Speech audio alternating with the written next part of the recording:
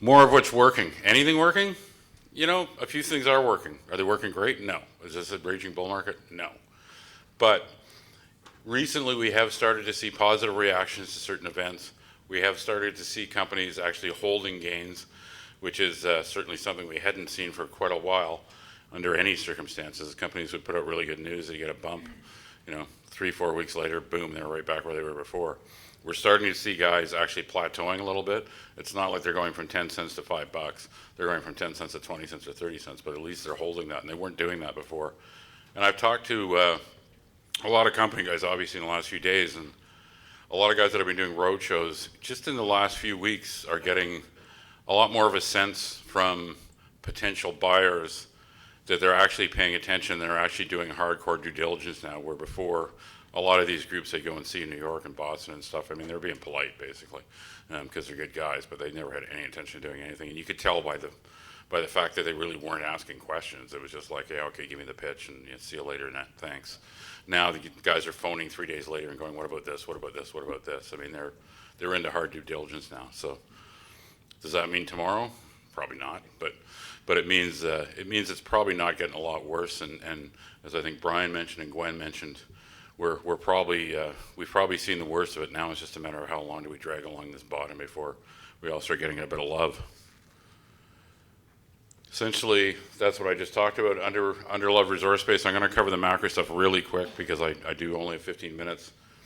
Basically, macro backdrop right now, everything's very muddled because we're in this zero interest rate environment. The markets are so dominated by whatever a given central bank is or isn't doing. It's really overwhelming, just about anything else.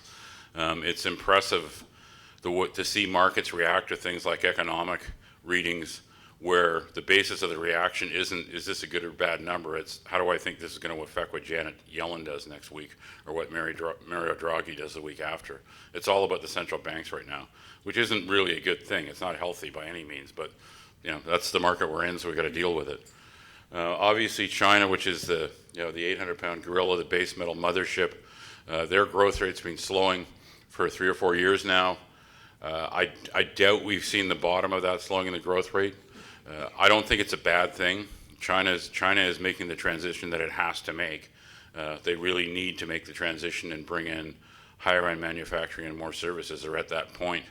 I think ultimately, and I know this is something that Gwen's pointed out several times in the last few months, keep in mind that when you're talking about an economy like China, it's multiples of the size it was 15 years ago. So when people are going, it's not growing at 12% this year, oh my God, we're all going to die.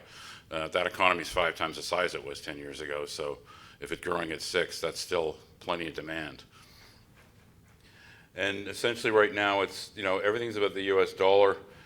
The one thing that is a potential concern, and I'm sure it's something you've all thought about, with 6 years without a correction, realistically, we've got to assume there's one coming before too much longer, or at least I think you have to operate on the premise one could come anytime soon. It behooves us to do that when we've had 6 years without a significant correction.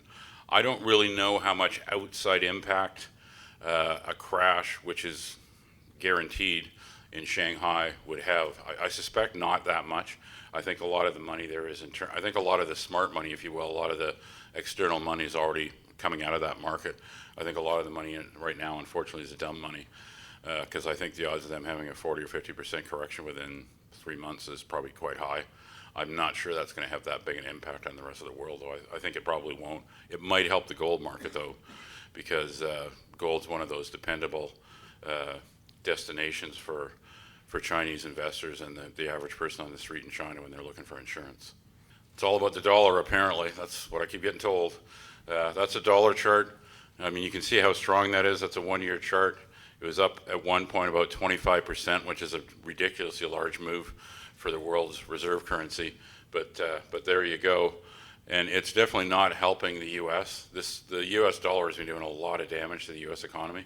I don't think it's something the Fed's happy about. The Fed's kind of painted into a corner, really. They know they really need to raise rates at some point. It's crazy that they still have zero interest rates. but they're up against a situation where the Bank of Japan, the ECB, several of the smaller central banks are actively trying to push their own currencies down, and they're the other side of that trade most of the time, and that's put them in a very difficult position. In a perfect world, the Fed would have raised rates a couple of times already, but I think one of the things, I mean, people look at, you know, a given day's economic stats that come out in the U.S., but one of the things that's been holding them back as much as anything is this chart, because the dollar's been a big negative for the U.S. economy. And speaking of the U.S. economy, I'm sure you all saw yesterday, U.S. first quarter GDP revised down to minus 0.7. That's not a surprise to any of my readers. That's what I said would happen after the horrendous export numbers. And again, back to the dollar again, the terrible export numbers that came out early in May. The chart that I've got there is what's called GDP Now. The Atlanta Fed does this. It's a relatively recent measure where they're trying to do as real-time as possible estimate of the current growth rate in the U.S. economy.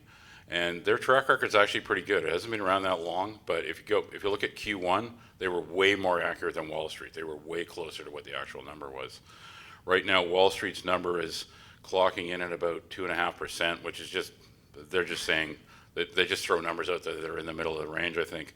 The green line on the bottom, that's the GDP Now number from them, and they're saying, Atlanta Fed saying probably 0.8 this quarter.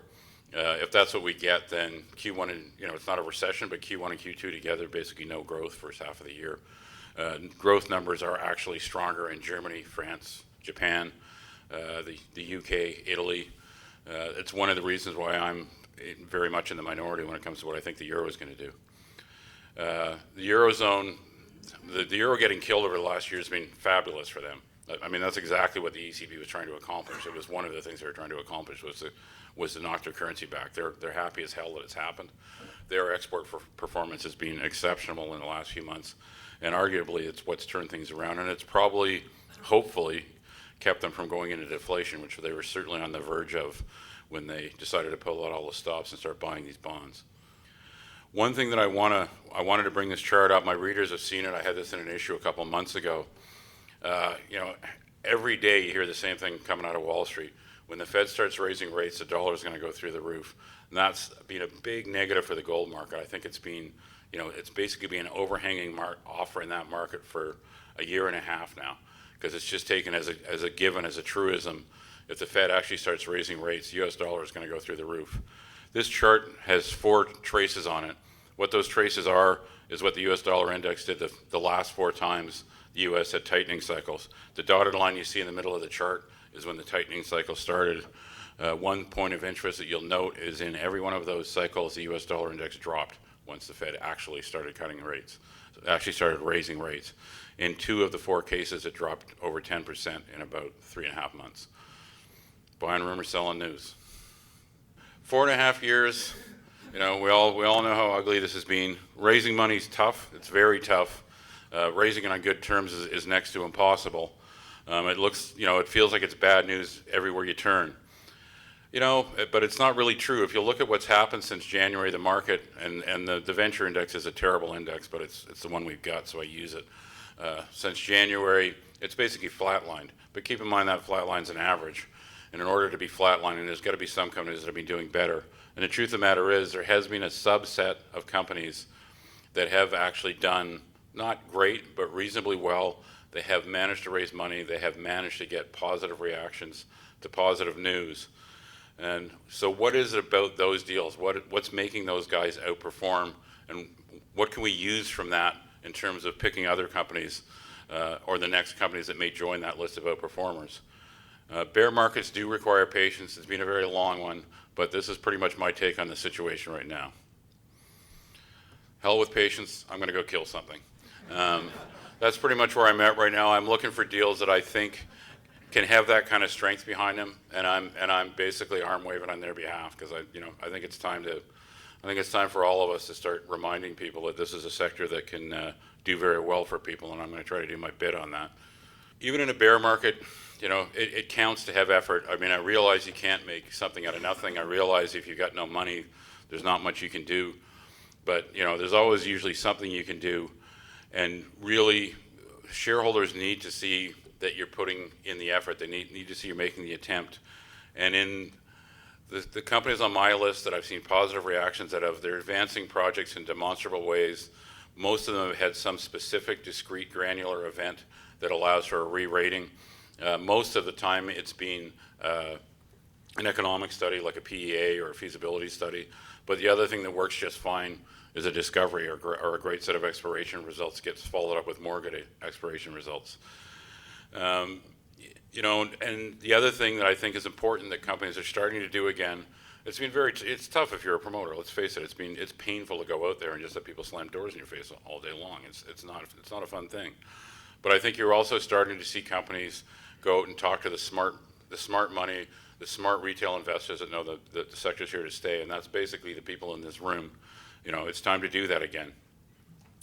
But if you focus with a medium-term time horizon on people that have the right attributes, you know, I think there's still room to win here.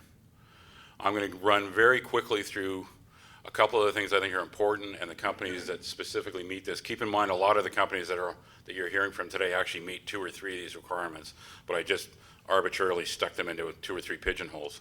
First one, major re-rating, de-risking event. Gold Quest, you're going to hear from them in a few minutes. Recent PEA, huge improvement over the last one. Excelsior, very strong PEA as well. They're working through de-risking and working on a feasibility study. Line 1, their PEA is imminent, and I mean it's really, really imminent. Don't go to the bathroom. Kaminak, very strong PEA as well. They're also de-risking and working through the feasibility process. Sabina and Inzinc also put out strong economic studies. All of those companies have something where they can go to the market and say, this is what we think we're worth. Here's this huge gulf between what we're worth and what the market's willing to pay for us. And they've got a basis for arguing for that higher valuation. The other obvious set of candidates is explorers, because those are ones where, you know, the right drill hole can turn everything around, and often does for these kind of companies. And again, off the companies that are here, you know, 3 or 4 of the obvious ones. Balmoral, you know, they've had fantastic success on multiple properties and a track record of success in past companies. Fission 3.0, world's most successful uranium explorers, doing it again in a new deal. Pure Gold management, as Scott pointed out a few minutes ago, fantastic track record. Red Lake's one of the best addresses going. Pilot Gold, also one of the best addresses going in Nevada. And the other place, which I think is a great exploration destination, is Turkey, which is getting a lot more attention because there's been several new discoveries there just in the last little while. And the third and final one is companies that are either purpose-built for this market or for any market. Nevsun, who we'll hear from immediately when I finish speaking, I would argue Nevsun's built for any market, hugely profitable, huge leverage to the zinc price, which I expect is going to start moving next year. Also very successful on the exploration side with some great drill holes lately. Pays a dividend. Half the share price is represented by cash in the bank. I mean, what more do you want? And First Mining, which is built for this market, it's set up to go out and find underloved deals, collect them up, and become a company that's going to have tons of leverage when the market turns around. In fact, in other words, it's a vulture company. See how I did that? It's a vulture company. A lot of these companies do fit multiple categories. I mean, a lot of the developers are still exploring and they're still finding stuff. And like I said, Nevsun, which is in production, is still finding stuff. A lot of the explorers will be bringing out probably economic studies in the 6-12 months time frame. So I mean, you've got everything going for these companies. These are the guys that I think will be winners as the market strengthens, and many of them are winning already.